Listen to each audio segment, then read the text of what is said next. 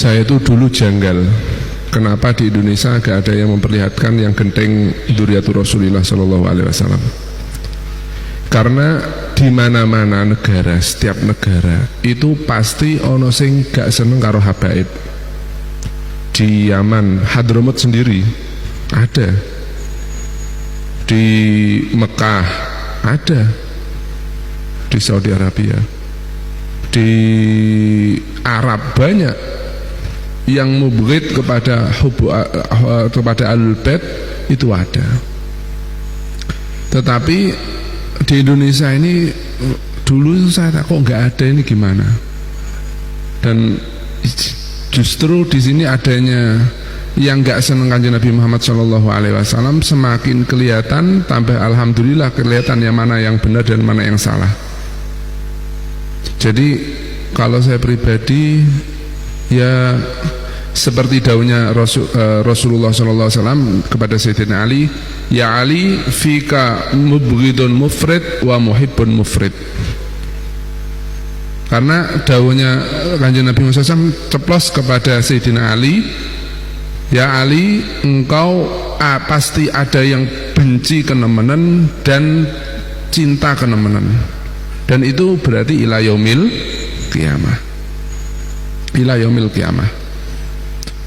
Nah, dengan konteks Indonesia yang seperti ini, kita ini nggak bisa mengatur semua baik semua, atau nakal semua nggak bisa. Wong ngongkon ngaji semua juga nggak bisa. Kita ngongkon sholat kabeh mewajibkan juga nggak bisa. Memang Indonesia negara kita kan seperti itu. Ya, kongkon maksiat kabeh ya ora iso, kongkon nakal kabeh. Jadi kalau menurut saya fenomena cinta Ahlul Bait dan bughd Ahlul Bait ini tidak akan habis 100%. Tetapi alhamdulillah sampai detik ini alhamdulillah sudah muncul argumen-argumen yang membenarkan bahwa nasab Alawi itu sudah sambung. Tugas kita sudah selesai. Ini loh yang benar hujahnya ini. Suruh semua baik semua, kita nggak mungkin orang di Indonesia gak usah mendem kabeh, nggak mungkin di Indonesia semua terus apa namanya nggak karaokean kabeh, nggak dandutan, nggak bisa memaksa, nggak bisa menghabiskan, kita nggak bisa menghilangkan sama sekali. Cuma apakah kita itu jadi orang jelek apa orang baik gitu ya? As-sa'id man wu'idha bi ghairihi. Tinggal gitu aja. Kiai kayak Mbah Maimun yang seneng Ahlul Bait itu lebih baik apa yang nggak seneng Ahlul Bait? Minimal kalau membaca dalil bingung-bingung ya, kayak ada hikmah. Kamu kalau kepingin jadi orang baik cukup kamu lihat kelakuan orang lain.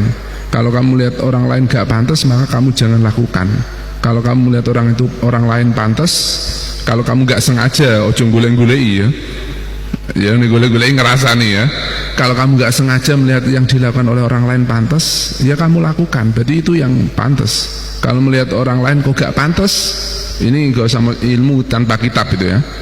Kalau melihat orang mengatakan orang pantas, maka kamu jangan lakukan.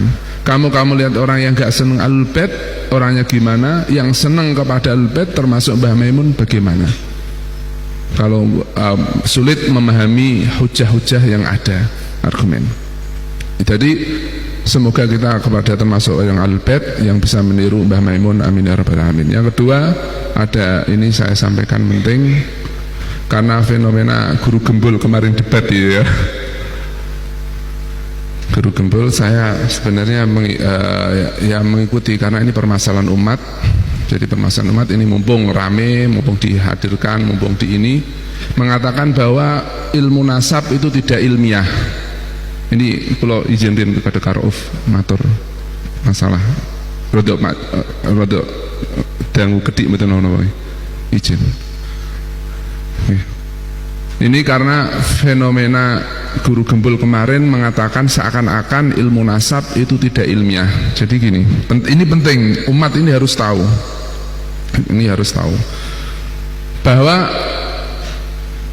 menurut guru gembul kemarin menurut Bu Guru Gembul kemarin, bahwa ini kan ilmu nasab, akidah itu kan kepercayaan.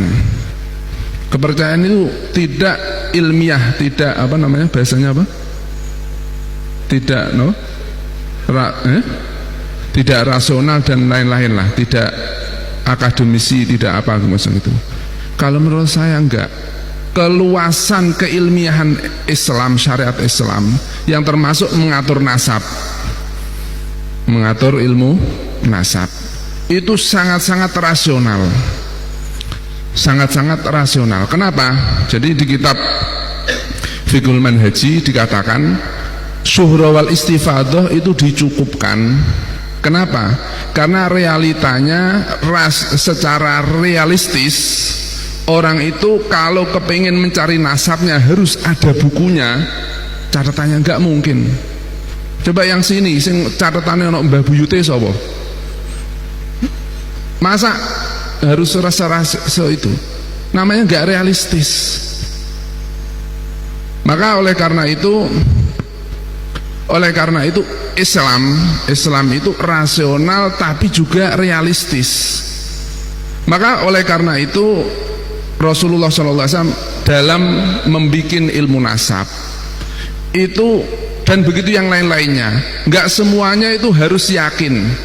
Kayak kemarin ditanya, Ka'bah itu kenapa kok di sana? Ya sudah, syuhra wal istifadah. Kalau kamu kepingin tahu deket-deket, oh malah gak realistis, gak Islam, malah gak realistis, gak kenyataan. Jadi ajaran syariat Islam ketika kita membuat undang-undang, begitupun syariat membuat undang-undang syariat itu maka secara filsafatnya gak semuanya harus yakin. Makanya setiap undang-undang gak semuanya harus yakin dan paten. Makanya setiap undang-undang apapun termasuk UUD 45, kalau kamu gak setuju orang pondok, UUD 45 dan undang-undang dimanapun pasti ada celah-celah untuk dipermainkan. Kenapa? Karena memang realistisnya seperti itu, gak bisa lagi. Memang ada yang gak harus 100% sempurna dalam segi keyakinan dan secara ilmiah ala Guru Gembul. Memang ada yang harus dipakai dzon-dzon, itu sudah dihukumi dengan dengan dihukumi yakin. Maka termasuk lagi contoh banyak, termasuk nasab itu juga dzon tapi sudah dihukumi oleh oleh kebaikan. Termasuk husnudzon, ya, husnudzon kepada orang, yang penting gak tatoan lah, gak tatoan, gak nakal, di husnudzoni. Walaupun gak yakin ya gak ada salahnya, gak harus yakin orang itu baik, tapi kan tetap itu ganjaran, ya. Makanya hukum Islam nahnu nahkumu bidzawahir wallahu yatawalas sarair. Kenapa? Karena memang kalau semua harus yakin nggak realistis, nggak akademis. Justru malah yang akademis itu kadang yang ngambang-ngambang kayak gini. Seperti mimpi lagi, mimpi tidak dijadikan syariat. Ya kadang mimpinya orang soleh, orang ini ada, tapi kan nggak bisa diterapkan secara umum. Nggak bisa diterapkan secara umum. Ya nek sing ngipi memang orang soleh dan berani. Realitanya ada di Indonesia ini yang ngaku-ngaku ngipi ketemu Kanjeng Nabi. Ngipi ketemu Kanjeng Nabi di politik, Mbah. Setelah lewat, enggak, itu saya bikin-bikin. Enggak tahu ada yang ingat apa enggak. Nanti di memorinya dicari. Mbak Wali. Jadi justru itulah keindahan Islam nasab. Jadi akademisi itu enggak harus dinalar tok, tapi harus realistis, realita. Makanya mimpi terkadang juga dari soleh, tapi tidak boleh diamalkan, disebutkan oleh umum. Karena apa? Ini enggak realistis kalau diomongkan, enggak indah. Islam enggak indah seperti itu. Jadi itulah logisnya Islam, logisnya ilmu nasab, logisnya secara akal, bahwa mengapa ilmu nasab itu ilmiah, ya ilmiah, agama ilmiah. Lalu masalah yang kedua, guru gembul ini penting ya, saya sampaikan kepada umat, ranah kepercayaan itu beda dengan ranah ilmiah. Itu kalau kepercayaan gak islami, kalau kepercayaan islami sesuai dengan ilmiah. Contoh, kita kenapa kepada percaya kanjeng Nabi Muhammad SAW? Ya karena realistis. Quran sebegitu banyaknya, mukjizatnya begitu banyaknya. Masa kayak gitu, mukjizat itu kan apa namanya? Mukjizat itu kan seperti dawuhnya kalau di kitab-kitab tauhid itu seperti bimanzilati qaulillah sadaqa abdi. Sadaqa abdi fi madda'ah. Benar yang diomongkan orang ini, beliau mengaku nabi dan keluar mujizat-mujizat. Dan faktanya nggak ada orang yang mengaku nabi terus mempunyai keanehan-keanehan. Musailamah al-kadzdzab ngaku nabi-nabi, berdoa mengikuti kanjeng Nabi SAW, sumur sing asin kanjeng Nabi didoai jadi tawar. Lalu ada orang pengikut Musailamah, ya Musailamah sahibuka yadfulu alal bi'r, meludah pada bi'r lalu menjadi tawar. Mbok yo kamu bikin kayak gitu. Lalu Musailamah kata, mana ada sumur yang asin, saya ludahi. Diludahi, tambah pahit, tambah asin. Nah ini kan jadi ranah akidah.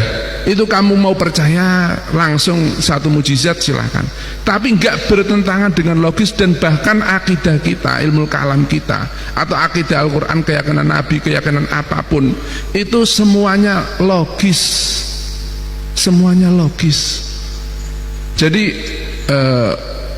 Jadi memang ya tadi termasuk afat kita itu memang yang enggak apa namanya, salah satunya enggak mempunyai bidang dalam keagamaan ikut berbicara agama.